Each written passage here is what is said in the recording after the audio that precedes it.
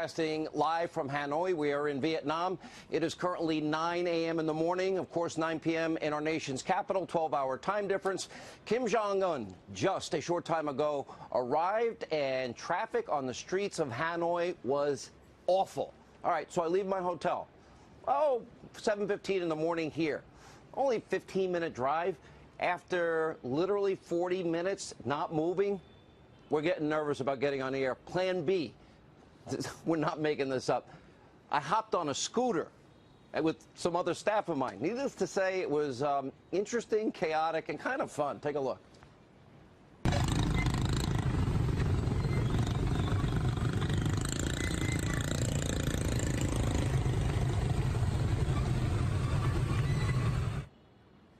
And by the way, we were riding on the sidewalk there, in case you're interested. All right, we're going to show the full footage of this all coming up. You're not going to want to miss it. And, of course, we will be here all week ahead of President Trump's second critical, hopefully historic summit with North Korean dictator Kim Jong-un. The pair are set to negotiate a total, complete denuclearization of the Korean peninsula after Kim Jong-un arrived by train following an arduous 3.5-day voyage.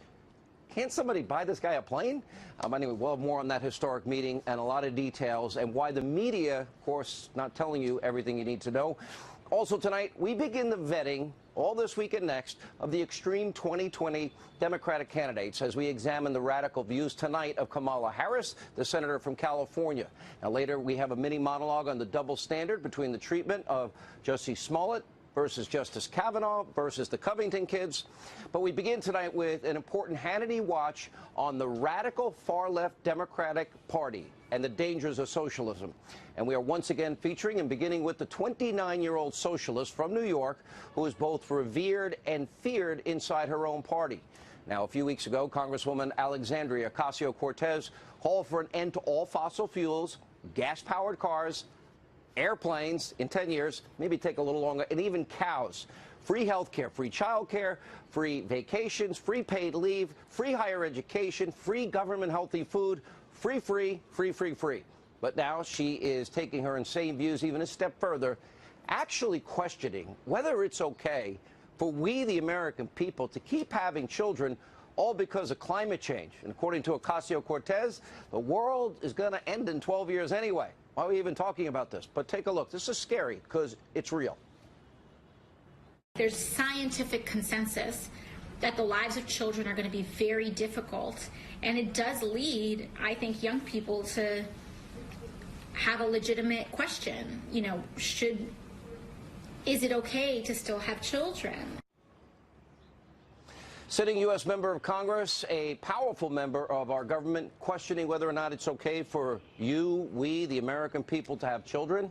Now, like any good socialist, Ocasio-Cortez loves the heavy, oppressive hand of the federal government, wants to nationalize all business, the healthcare industry, the energy industry, doesn't understand that she'll still need a massive base of future taxpayers if she ever wants to fund this insane Green New Deal fantasies of hers.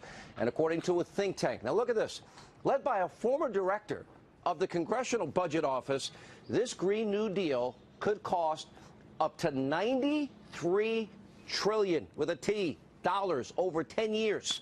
That's over $65,000 per year for 10 years in additional new taxes for each and every single American household. But she and Kamala Harris say cost shouldn't matter. And Ocasio-Cortez's socialist utopia fantasies are not based in reality, but that's why the Green New Deal has been soundly mocked and criticized by anyone that's thinking. But that doesn't concern Ocasio-Cortez because she's the boss. She says so. Let's take a look.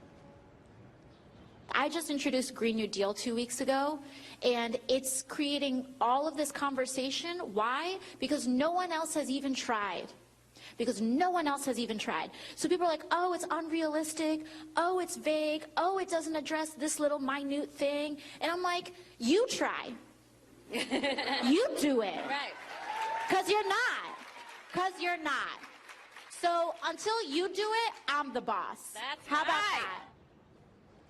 All right, sitting U.S. Congresswoman declaring she's the boss. Maybe someone might want to give her a copy of the U.S. Constitution so she understands that her boss is you, we, the American people, not the other way around. But what's really scary is how many prominent Democrats and their friends in the hate Trump media mob are lining up to support Ocasio-Cortez and her radical socialist views. Look at this. Over the weekend, the so-called paper of record in America, the New York Times editorial board, endorsed this insane plan. I wonder if they looked at the $93 trillion. They wrote that climate change is now putting our coral reefs and fisheries at risk. They report that ice is melting in Antarctica. It's a crisis, they say, and the only solution is full-on American socialism, government control of every aspect of your life, the antithesis of freedom and liberty in our constitutional republic. After all, that worked out so great in Venezuela, Cuba, North Korea, the former Soviet Union. Now, it's not just the far-left wackos in the mainstream media. This is the New York Times. Dozens of influential Democrats all across America are supporting this, including members of both houses of Congress. Nearly 80 Democratic lawmakers backing this bill.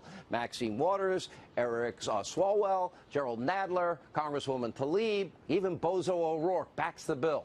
And that's not all.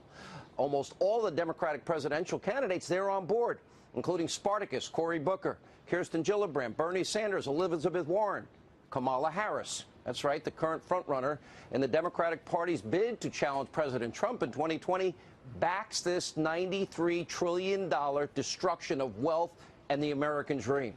Which brings us tonight to our Hannity Watch on the 2020 radical Democratic candidates. Now, we're going to be vetting them all this week, all next week, and all year. But tonight we're going to begin with Kamala Harris, the California senator, fully supports this $93 trillion bill, end of the oil industry, gas industry, healthcare industry, preventing Americans from eating red meat, abolishing gas-powered cars, airplanes, mandating that every house building in America be rebuilt and renovated for maximum energy efficiency, guaranteed universal income, guaranteed vacations, paid leave for all, higher education. They did so great with K through 12. We pay more per capita than any other country, and we have the worst standards. Guaranteed housing, retirement, all in 10 years. And Elizabeth Warren, guaranteed health care, all with your paid dollars, 93 trillion of them. But when Senator Harris was asked about this unrealistic cost doesn't matter. Doesn't matter. What matters is, well, what she says here. There's no question we have to be practical. But being practical also recognizes that climate change is an existential threat to us as human beings. Being practical recognizes that greenhouse gas emissions are threatening our air and threatening the planet, and that it is well within our capacity as human beings to change our behaviors in a way that we can reduce its effects. That's practical. Can we afford it? Of course we can afford it. Now, this is just one part of Senator Harris's radical vision to reshape the United States into a socialist utopia. Again, no country on the face of earth has created more wealth, more opportunity, more prosperity for anybody in the free world. We have increased the world's wealth because of our democratic republic. Anyway, take a look. We need to have Medicare for all. That's just the bottom line. Who of us has not had that situation where you got to wait for approval and the doctor says, well, I don't know if your insurance company is going to cover this? Let's eliminate all of that. Let's move on. We've got to critically re-examine ICE and its role and the way that it is being administered and the work it is doing, and we need to probably think about starting from scratch. Education is a fundamental right.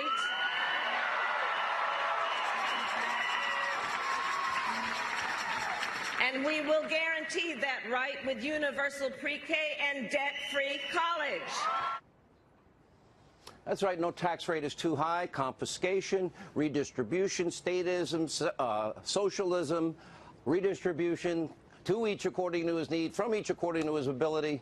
Now, in Senator Harris, this ideal world of hers, we would all make her government rich and powerful, every aspect of our lives.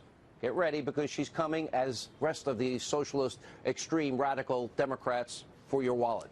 But Kamala Harris really isn't different from any other prominent far left wing who will vilify wealth, success, opportunity, risk, reward, capitalism, while making millions of dollars and enjoying the lap of luxury. Let's look at Vermont socialist, our friend Bernie Sanders, probably one of the worst offenders. Let's see, he owns 3 houses. They kind of look like mansions to me, making more than $1 million last year. Sanders has been an outspoken advocate for big government climate change policies, but he just loves riding around in a private jet. What about the carbon emissions? According to one Clinton campaign official, which, by the way, is a joke considering she traveled around in private jets. I saw it on the campaign trail, just like Al Gore, we caught him on a private jet.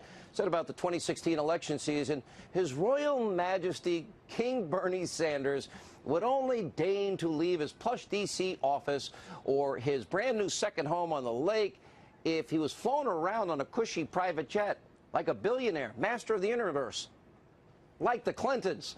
And since 2016, the socialist has racked up $342,000 in private flights. And while demanding that we, the American people, we devote our life savings to battling climate change. And let's just recap what the 2020 Democrats are pushing for.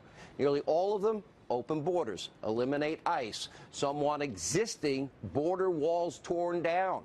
They want to kill off private insurance. 187 million of us Americans will be affected and impacted because they want Medicare for all, but that's your only choice.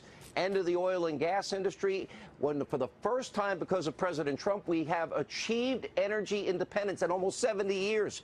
And there's going to be so many tens and tens on hundreds of thousands of jobs, career-paying jobs, once we get the 2 pipelines, Dakota, Keystone, online. These presidents opened up ANWR. That makes us energy independent and the world freer, and we're not dependent on countries that hate our guts any longer for the lifeblood of our economy. Look at Elizabeth Warren pushing a wealth tax on your savings. In other words, you've already paid taxes on that money. She wants another bite at the apple. And when you die, even another bite at the apple, 40% worth. Another 10% if you live in New York. So you have Warren and Senator Kamala Harris. They're even now supporting reparations. And they want free health care, free child care, free vacations, free higher education, even college, free healthy government food. Again, does this sound realistic to you? In the real world, nothing is free. Democrats want to increase government's power by what is an extreme and very dangerous amount. They want more of your money, more control over your personal decisions, a massive regulation of your business, and they think we, the people, are stupid, helpless, uneducated. We're not smart enough to pick up on this. They think they can spend your hard-earned money better than you ever could for your kids, for your family. And that's why you hear commentary like this from, geniuses like Bill Maher. Take a look. There are 2 Americas, and it seems like one is where all the cool jobs are, where people drive Teslas and eat artisanal ice cream. We have orchestras and theater districts and world-class shopping. We have Chef Wolfgang Puck. They have Chef Boyardee. Yeah. Our roofs have solar panels. Theirs have last year's Christmas lights. The flyover states have become the passed-over states. That's why red state voters are so pissed off. They don't hate us. They want to be us. Didn't he donate like $1 million to Democratic election? Oh, yeah. What you see from Maher, very skewed, far-left narrative of what America and the people who live here are really like. By the way, Bernie Sanders, Bill Maher, they can open up their homes. They can bring in all the homeless people they want. Nancy Pelosi is a multi-millionaire. It's the reason why they are so quick to report obvious hate crime hoaxes that put the president, his supporters in a negative light, totally ignoring real examples of Trump supporters getting attacked. Last week, we showed you the video of one Trump supporter being brutally assaulted, and he has 3 eyewitnesses. Is there any coverage, at least listening to his story? Of course, the hate Trump media mob ignored all of it. Earlier, another individual was assaulted because he was wearing a MAGA hat, which is now a trigger for the left. The person who attacked him was charged with assault and battery. But guess what? Yet again, story almost totally, completely ignored by other outlets. Doesn't fit their narrative. Hate Trump. Media mob. All things negative. And we'll have more on this coming up. And by the way, we're going to talk a lot about, oh, really? This week, Democrats? They're going to put Michael Cohen on 3 committees while the president is trying to negotiate a nuclear deal that would denuclearize the entire Korean Peninsula here in Vietnam. Now, we've come a long way, by the way, in just a short period of time. 2 years, 2017, President Trump took the reins from Obama on the brink of war with, of course, North Korea, the situation in Asia, a global catastrophe in the making, Kim Jong-un threatening to blow up Guam, shooting one missile after another over Japan, threatening to attack the continental United States and its allies on a daily basis. You probably won't hear this in the hate Trump media, mob media, but the president's peace through strength policies has been overwhelmingly successful. The president deployed multiple aircraft strike groups to the region, increased sanctions, squeezed North Korea's only ally, China, and making progress, as he talked about this weekend. The missiles haven't been fired in, 15 months? The threats have stopped. Kim Jong-un is back at the table discussing denuclearization. We got our hostages back. We got, the remains from the Korean War? And, of course, the president's given nothing in return to them. Yet the hate Trump Democrats' sick focus is back at home in the United States on the president's former attorney. You know, they do this the week when the president is in Vietnam about something significant. I thought they said envision peace. Denuclearization? Frankly, a sick, ugly, psychotic example of hate Trump derangement syndrome. Now, by the way, don't forget Michael Cohen. We know he's going to jail for 3 years. Admitted to lying to Congress and on loan applications and tax fraud. He's going to spend years in prison. Really? You can't leave him and his family alone? And by the way, members of Congress hauling him up there to for more hearings, 3 of them? Well, how about maybe you think about, this was the president's attorney, and when you think about the charges that he's faced, maybe it's time for the conspiracy-driven, obsessive hatred for this president to once and for all come to an end. And everyone around him needs to stop this because it's not going to accomplish anything for the country. All right, joining us now in Vietnam, Fox News contributor Dan Bongino, former Clinton pollster Mark Penn. Good to see you. Welcome. Thanks for making the long journey. 25 hours from wheels up to wheels down. I still can't get over the scooter thing. I'm sitting there in the room and I think they're making it up. They go, he got on a scooter. Okay. I swear I thought they were kidding. So I left an hour and 45 minutes for what is a 15-minute ride. That is some of the best video. We were not moving. I know. I saw it in there. So I'm like, I'm not missing my show. It reminds me of the Secret Service. Everything's like hurry up and wait, but even in news, it's the same thing. No, it's like, crazy. and then they just made it happen. So. All right, let's start. We're going to get to the whole North Korea issue in detail, and you're going to be here with us with Dan Hoffman all week analyzing it. But look what's going on back at home. Yeah. This is not a small fraction of the Democratic Party. This is a huge fraction. You know what bothers me about it? What bothers me about Bernie is not that he owns a lake house. What bothers me about Bernie is he's a guy who owns a lake house who rails against people who own lake houses. I'm a capitalist, Sean. And use private planes. Knock yourself out. Get a private jet. What do the kids call them? The PJs. Knock it out. Do your thing. Just stop haunting everyone else about it. And then this whole idea with Kamala Harris, I'm glad you played that. Cost doesn't matter. Are you for real? Ocasio-Cortez said the same thing. You put the 93 trillion. I mean, people can't even grasp that number. You put a key number in that prompter: $65,000 per household per year. Who's got that kind of money laying around? Nobody. That is extraordinary. And how did keep your doctor, your plan, and save money work out? Not well for the American people. All right, let me go to our friend Mark Penn. You were a pollster for the Clintons. You're listening to your Democratic Party. I mean, the era of big government and of welfare as we know it, that came from your candidate. This is not the party of Bill Clinton. Well, I think that's right. I mean, I think as a moderate Democrat, and I've seen the party with Bill Clinton be really firmly in the center, what's happening today is alarming. I mean, I have a poll coming out tomorrow in which people are asked, do you think the Democratic Party is mostly socialist or mostly capitalist? And 57% said mostly socialist. This is alarming what's happening to the image of the Democratic Party. The new Green Deal is maybe a new Red Deal. No, it's not alarming at all. This is great. I like all great, this. Because great for I think Ocasio-Cortez is... Well, but the problem is, look at we're talking about, Mark, 100+ Democrats supporting this stuff. And most of the 2020...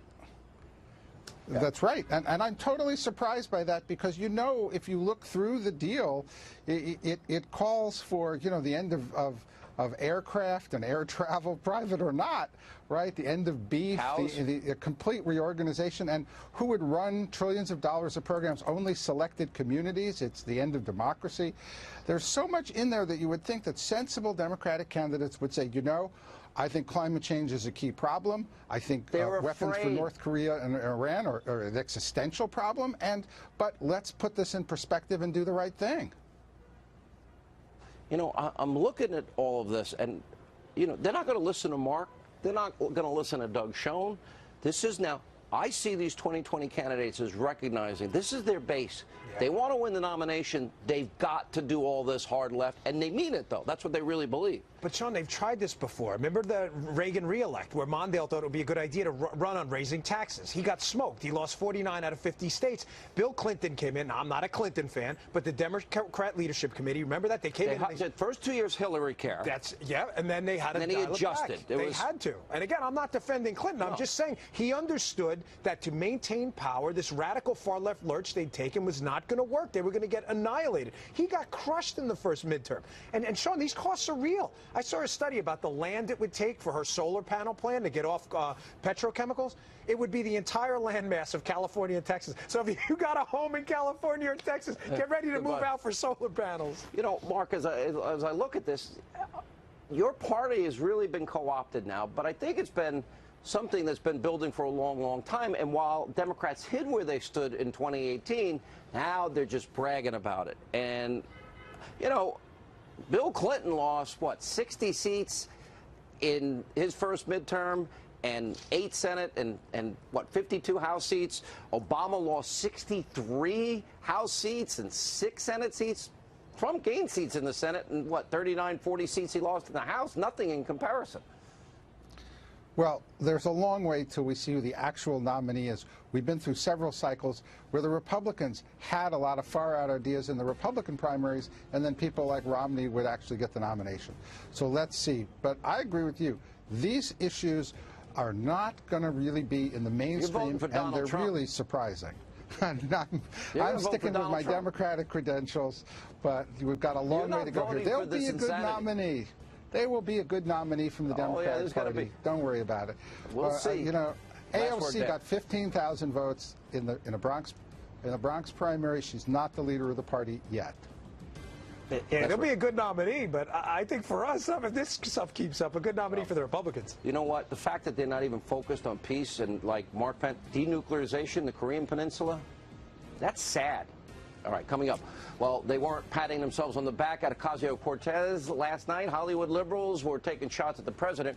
We're going to tell you how the president responded in a mini monologue coming up next. Also, more on my day in Vietnam. Literally, this is true. I would not be here but for that motorcycle, or what do you call it, Vespa, or what do you call these things? Scooters. It still included a few shots at the border wall. Oh, and then there's director, pretty angry, Spike Lee, just couldn't help himself but bring up 2020. Let's take a look. The 2020 presidential election is around the corner. Let's all mobilize. Let's all be on the right side of history. Make the moral choice between love versus hate. Let's do the right thing. He's endorsing President Trump. All right, President responded, it'd be nice if Lee could read his notes, or better yet, not have to use notes at all when doing his racist hit on your president, who has done more for African Americans, criminal justice reform, lowest unemployment numbers in history, tax cuts, than almost any other president. That's what records are. Ask yourself, why is it Hollywood is consumed with so much, just like the media, anti-Trump hatred, vitriol? Because remember, they all claim to be about compassion, helping those in need. Wouldn't they like to see the denuclearization of the Korean Peninsula? The president's doing that, creating jobs, opportunity, record low unemployment for African Americans, Hispanic Americans, Asian Americans, women in the workplace, and a record low youth unemployment. They seem to ignore that, giving people a second chance at success. Look at this. Remember Alice Marie Johnson? And her sentence was commuted. One-time offender. President Trump did that. Just last month, the first beneficiary of his prison reform bill, Matthew Charles, released after spending decades in prison for a nonviolent drug offense. Another accomplishment. The previous presidents, Well, they made the promise, they never delivered on the promise. Remember Barack Obama, Hollywood fawning over him? He never got prison reform done. He never had record low unemployment like this. No, he added 13 million more Americans to food stamps, 8 million more Americans in poverty. And whether we're talking about trade, job creation, energy independence, immigration, protecting our country, tax cuts, record low, and Supreme Court, yes, conservative originalists, as promised, moving the embassy to Jerusalem, putting an end to the ridiculous, insane Iranian deal and dumping $150 million to the mullahs of Iran. Effective diplomacy, trade deals, Canada, now happening with China, Mexico, and even negotiating better NATO deals. So the president's delivering victory after victory for the forgotten men and women of the country. And by the way, if Hollywood would just stop reading off their anti-Trump, hate, psychotic script, maybe they'd see all the progress that's being made. Instead, they and their cohorts in the hate Trump media mob, they rather focus on fake news, rushing to judgment, like in the Jussie Smollett case, in the smearing of Nick Sandmann and his Covington Catholic high school classmates. Because now we're learning that there's even more evidence that police say exposes him as a liar. Let's take a look. You know, and it's important for people to recognize that it's not the Chicago police saying he did something. It's the evidence, the facts, and the witnesses that are saying this. But I can tell you this, Rob, there's a lot more evidence that hasn't been presented yet that does not support the version that he gave. There's still a lot of physical evidence, video evidence, and testimony that just simply doesn't support his version of what happened. Best press conference I ever saw. That's the superintendent of police in Chicago. I believe his name is Eddie Johnson. Amazing. Now, of course, Smollett still has the presumption of innocent until convicted in a court of law. We remain steadfast. But the evidence that the police are revealing appears overwhelming at this point. And while the media in Hollywood were busy rushing to judgment on Smollett, wrongly attacking conservatives, ignoring actual instance of political violence against a pro-Trump activist. As we covered last week, conservative Hayden Williams recently attacked at UC Berkeley at the campus while recruiting for Turning Point USA, all caught on video, and 3 eyewitnesses from the get-go. They didn't even cover this. Take a look. I don't give a if you're a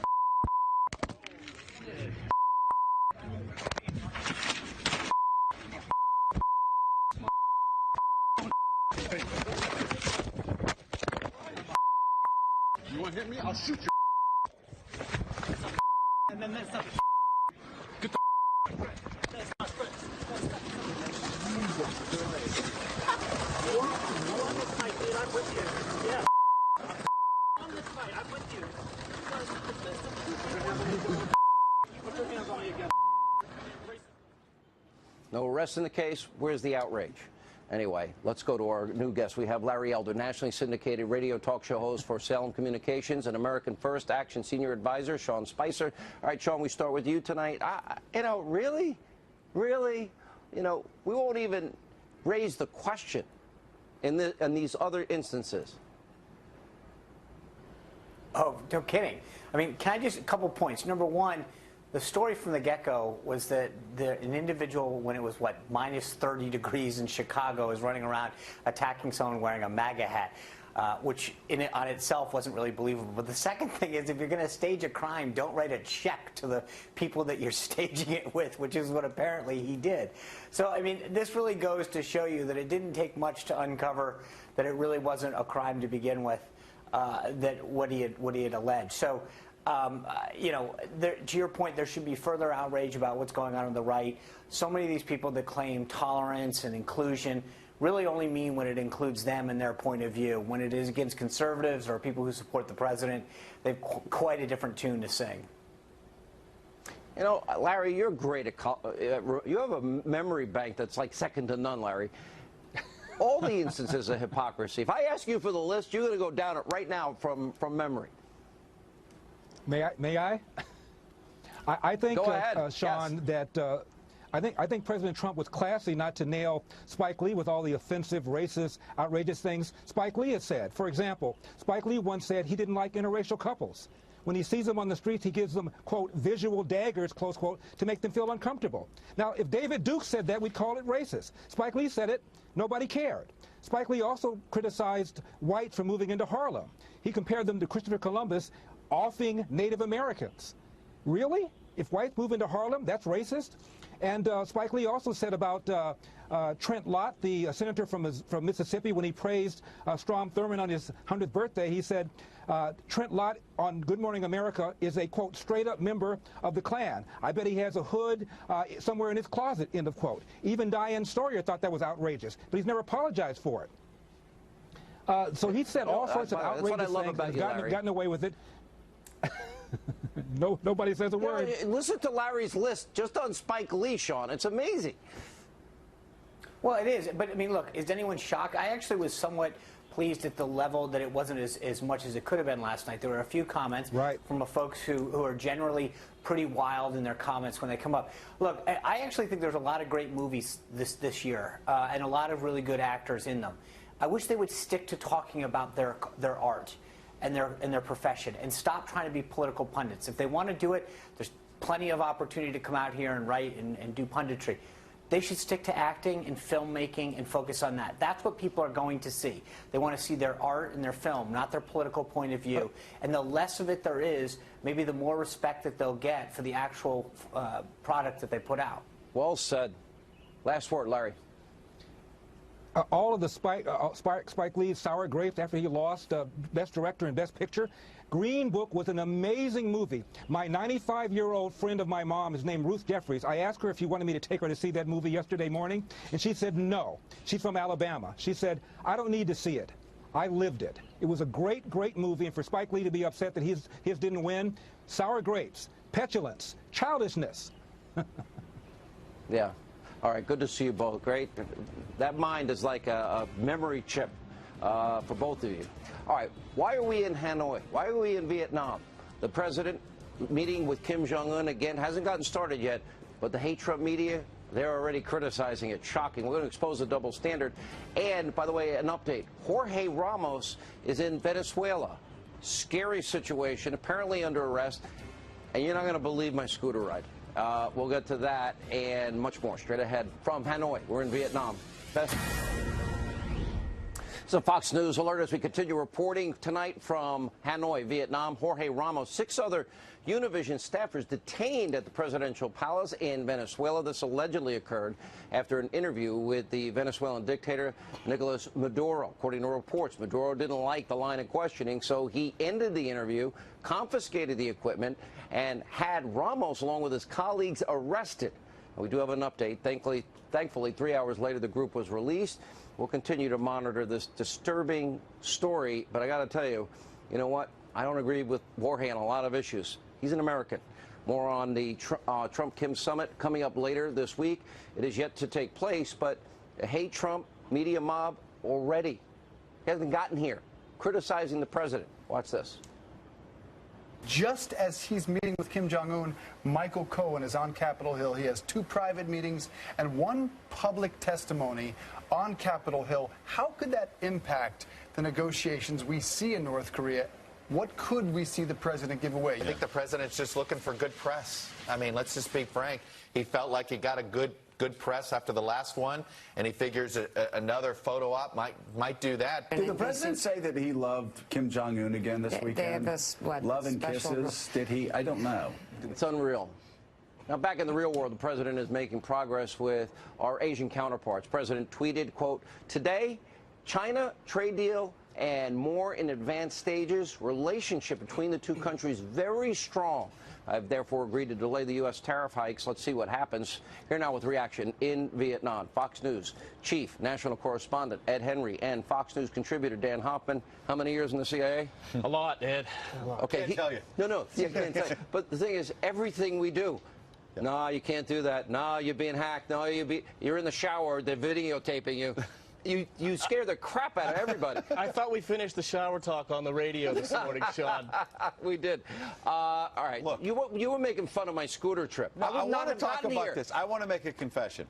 I was here during the drama when your producers were running around saying he might not make air. They were like, Henry, get in the anchor chair. He might not make it. So I was hoping this was my big break. You were going to do the Hannity monologue? Yeah, I was ready to do the monologue. So when you got here, I was glad to see you, but not that glad. Okay. No, I'm kidding. You know, we're here for an important reason. And, you know, we just mentioned the Cohen. 3 hearings this week with Michael Cohen. Really? This week? This week, when you think of all that is at stake, No more missiles fired, hostages returned, remains returned, president gives up nothing, and serious opportunity for a lasting peace and more safety for the world. That's how sick these people are. Let me take a look at that from the optic of Kim Jong-un, because what he's doing is looking at the president and the challenges that he's facing domestically. And so he's seeing that Cohen is going to be testifying this week, and he's going to factor that into his own negotiations this week. There's no question about that. You mean Kim Jong-un? Kim Jong-un is, absolutely. Look, first of all, these Democrats don't care about him. You know what? The guy's going to jail. He's got the hardest time in his life. Yeah. Putting that aside, really, the former attorney of the president, right. Okay, one of hundreds, and this is what Sean, it used they're to be doing this week. That politics stopped at the water's edge, meaning that presidents, Democrats or Republicans, could conduct foreign policy in peace and try to come together. That's not happening now. Senate Democrats this morning fired off this letter with all kinds of conditions about what should happen here in Hanoi. Look, they should hold the president's feet to the fire. We have to move towards denuclearization. We need specific steps. All of that true. But when did Democrats write a letter to Barack Obama over 8 years about getting tough with North Korea? They didn't. Spoiler alert. And the problem got worse and worse. Here's the bottom line. Here in Hanoi, President Trump could do a number of things, but two in particular. He might come up with an agreement that has finally an end to the Korean War decades later. That's huge. That's a big deal, number one. And number two, might move closer to denuclearization and move away from a nuclear conflict. These are major, major steps. And the shot of a real benefit trade deal for the American farmers and workers and everybody else. I'm watching all of this, and I'm like, this is now pathological to the point where you can't give a week for a president abroad in Asia, in Vietnam, to negotiate a peace without the 2-year Trump-Russia narrative with no evidence. Yeah, I mean, I think that hopefully the China narrative is going to overtake that a little bit. The president has negotiated a trade deal with China, and remember that 90% of North Korea's trade is with China. And so that deal is important economically for us. It's also important as we seek to put pressure on North Korea with the sanctions and think China. About that on China.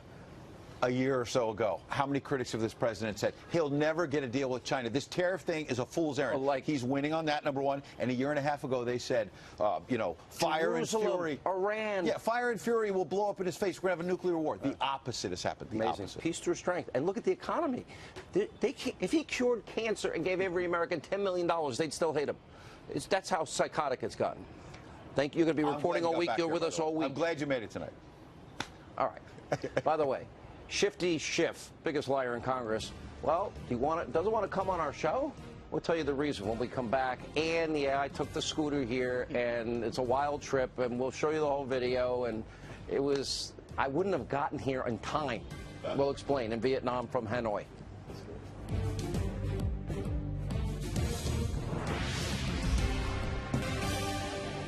All right, deep state spokesman, frankly the biggest liar in Congress, Adam Schiff, appeared on Bill Maher's HBO show this weekend, where he was asked why he doesn't appear on Fox News, specifically why he refuses to come on the show. By the way, Bill, thank you. He needs to come. We invited him. Take a look. Do you get invited on Fox News? Yes, I do. You do? I do. And I go on Fox from time to time. Sean Hannity invites you on? Oh, he invites me a lot. You don't go? I used to go. You should go. That's who needs to hear your message. I thought you weren't invited. No, I am invited. I am invited. Please go. No, seriously. You liked me. I do. But I like America, too. You got to get in the bubble, man. Got to get in the bubble. I agree with Bill Maher. You know what? Congressman Schiff, an hour, mano a mano. Let's go. And I will point out all of the lies, all the misinformation and propaganda you have been pushing for 2 years. Joining us with reaction is Washington Times columnist Monica Crowley's with us, and Fox News contributor Sarah Carter. Good to see you both. Sarah, let's start with you. I think you could probably name as quickly as I can all the false stories that he's pushed. Oh, he's pushed so many false stories, Sean, and I mean, there's been so much happening up on the Hill, and now, Schiff is in a panic because he knows the Mueller report's going to come out. He's trying to prepare for that because he knows it's not going to be what he needs. So he's basically like, okay, we're going to throw the rule of law out the window because Schiff's target is President Trump. No matter what, he keeps pushing this false narrative that there was collusion or conspiracy between the Trump campaign and Russia, and now he's desperate separate. So this is once again, look, I think Bill Maher did a great thing. Schiff should come on your show. He should talk about these facts and non-facts with you to everyone. He shouldn't just put himself in a bubble away from the whole entire country. If he wants to get his point across, he can come here. And if he truly believes it, Sean, if he truly believes what he's saying, he will come on your show. And if he doesn't, he won't show up. I'm offering him an hour, one-on-one. You know, Monica, my favorite tape is him getting hoaxed by guys he thinks are from Russia. And he's colluding with them on tape, believing it's real, about, do you have any bad information on Trump? The irony, colluding to hurt Trump. And he got suckered, and it's a huge embarrassment. The media protects him, of course. Well, of course. And the left is so brilliant at projection. So they are so good at accusing Donald Trump and his team of what they on the left are actually guilty of doing. Bill Maher is 100% right. He should have come on Fox News. He should sit with you for an hour, but he will not leave his safe space on Maher's show and other networks because he doesn't want to risk having tough questions asked of him, which he will be forced to answer, nor does he want the entire false Russian collusion narrative exposed. They've got to keep this going through the 2020 election and beyond. I do believe that the president will be reelected. So once the Russian collusion thing falls apart, they're going to turn to something else. And Schiff has already indicated he's going to look at the Trump Organization, financial transactions, and so on. It will never stop. Last word, quick, Sarah. Oh, well, I think what we need to look for, look, the Mueller report's going to come out. Whether or not William Barr, the Attorney General, decides to make that public is going to be up to him. But I think the most important thing is that the Attorney General look at all the referrals, the criminal referrals that will be sent from Congress to the DOJ. So many are coming, and people will be held responsible, Sean. All right, thank you both. When we come back, all right, I can make fun of myself. A wild ride to this location tonight. We would not have gotten here without me going on that scooter. I'll show you the whole tape straight ahead. All right, we're live in Vietnam and Hanoi for the historic summit coming up this week. All right, everybody on my staff, my crew, they're all laughing at this. So I figured I'm going to share it. It takes a little courage to do this, but my commute to the set today, we might not have made it unless I got out of a car and did this. Take a look. The only way to travel. This is it, right here. Otherwise, we wouldn't make the show tonight. All right. Yes, that's our commute. Early this morning, remember, it was, you know, we left at 7:15 a.m. It's almost 10 a.m. here, but 10 p.m. in D.C. And just as Kim Jong-un arrived, traffic was insane. It was still a standstill over 45 minutes. So, all right, we go plan B. And I hopped on the scooter with somebody, and I just went on the sidewalk. We got here on time. Definitely interesting. Chaotic. All right, we'll be here for this historic week, all week from Hanoi in Vietnam with the president, Kim Jong-un. Let not your heart be troubled. Laura Ingraham is standing by. Hannity, let me just say, my earrings are falling off. I'm laughing so hard in here. Let me just say that that little moped, can we call it a moped? And you and that No, they're little scooters. Everyone has them. There are no motorcycles. They're all scooters. Let me just say you look adorable. Okay, absolutely precious, adorable. And I think you have a second career as a traffic reporter. I mean, you got all the intersections down, and you should be in the helicopter looking, well, you know, Hanoi Avenue is looking really tight my today. staff, everyone's saying to me, like this. you got to air this. And I'm like, oh. This, but I love how you have Fox News alert, Hannity on a moped. It was... It's a scooter. It's not. That's what they call them, scooters. About that, I just have such a great line to tease you with. Yeah, you were a little too close for comfort. You got to have a sense of humor to do this.